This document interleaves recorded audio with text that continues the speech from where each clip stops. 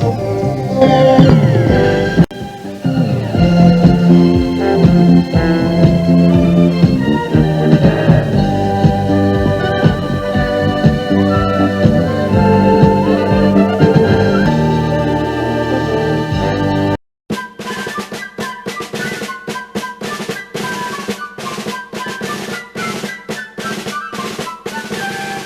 project before you is 2008 Bryant Avenue South. There's an appeal for this project that was approved at the City Planning Commission in March. A total of 10 dwelling units. Hi, I support the appeal and would like to talk about more responsible development in our neighborhood. You'll notice that we have chosen a bulldozer as a symbol we use on our Facebook page and flyers. I'm here to support my fellow members of MRRDC and Neighborhoods United. Good morning. My name is Audrey Johnson. I'm a resident of Lowry Hill East, and as a former member of the school board and the planning commission, I speak in support of the appeal under consideration. And the Neighborhood Association has been active for over 22 years. We have the oldest neighborhood newspaper, and that's called Wedge. And the association was founded originally to help with some of the overdevelopment of this area. We have a lot of wonderful old homes here. We have a lot of apartments. We're a very high renter district. Because housing decisions in my neighborhood are being made not with disenfranchised children in mind, building Bender boxes, which our neighborhood has become to call them, destroying affordable housing, replacing it with white housing in a white part of town, keeps housing segregation alive and well. And we don't need any more of that. What we're not discussing is the fact that this is rental housing. Noise will be an issue along with other practices that come from non-family oriented rental units.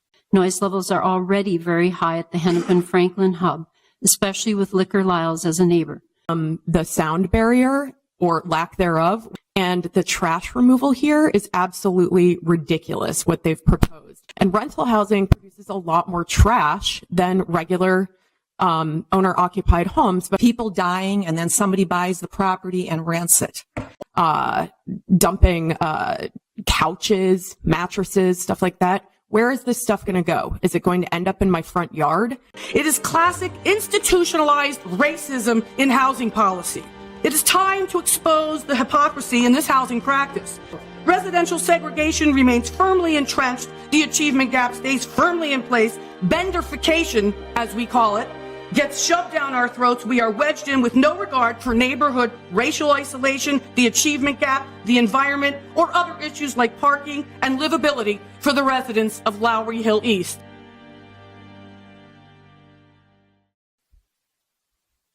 Agenda roulette. A reckless and thoughtless game played on constituents at city meetings. We have come across a matter of grave concern that the City Council is functioning as an autocracy. Global tyranny becomes more and more evident. And basically arrogantly saying, you know better than all of us combined, and you're just going to destroy all of our neighborhoods, defund our neighborhood organizations. There's an eyesore that could adversely affect the surrounding property, which is significant seeing how property is the greatest and most relied upon asset for most middle-class folks. Benderification, as we call it. You know, the basis of neighborhoods is families. People who own a house and raise their family there, fix up the property. They pass it along. They have their kids, their dog, their yard, and it's safe. Neighborhoods where there are families are neighborhoods that are safe. Specifically parking, traffic, unloading and rental properties, loading and unloading zones, and rooftop gardens, the noise that would add to the neighborhood. Also, the letter from Alicia Gibson, JD and PhD, the new owner of the property directly across the street, was not included. Also like to add that I'm a realtor with extensive property management experience. White housing in a white part of town, and we don't need any more of that. Taking away existing parking is going to be a huge problem that will diminish the quality of residents also to use this street as a bike boulevard. Historic preservation. Expand the Wedge Historic District. And bringing in much more density. And I don't have a personal problem with density. However, they're taking away parking area, adding more people. But it seems to me that the city of Minneapolis should stop being anti-family. Not with disenfranchised children in mind. Our council member said in the press first that our neighborhood groups, because they're composed largely of longtime homeowners, no longer represented the neighborhood. We got to come to an understanding of the homeowners, where our place in this process is, and we're going to be able to participate going forward.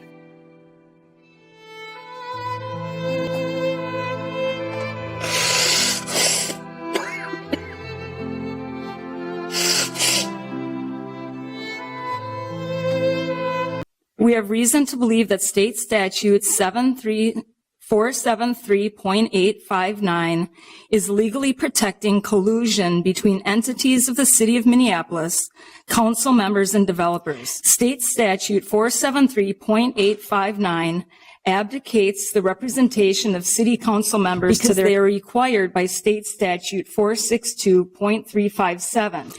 There is the possibility that state statute 473.859 and state statute 462.357 are in disagreement with each other. There is the question of whether state statute 473.859 is against the law of statute 462.357. Ms. Martinson, can you wrap up, please? Yep. And I think it's really wrong for elected officials to act this way, especially after we've gone through the appeal process. Stick to the topic of the public hearing. Okay, it was hard to come today. It was hard to come knowing today that you will rubber stamp this proposal. As I mentioned, it's really disrespectful to your constituents as an elected body not to be listening to us, to really put aside your phones and your texting and to listen to us. And at a minimum, you owe us. Can you wrap up, please, Ms. Pippin? Yes, I will. Please start listening to your constituents and value their voices as much as you value developers' money. Just so Ms. Pippin knows, I don't have a phone. I don't really use any kind of social media.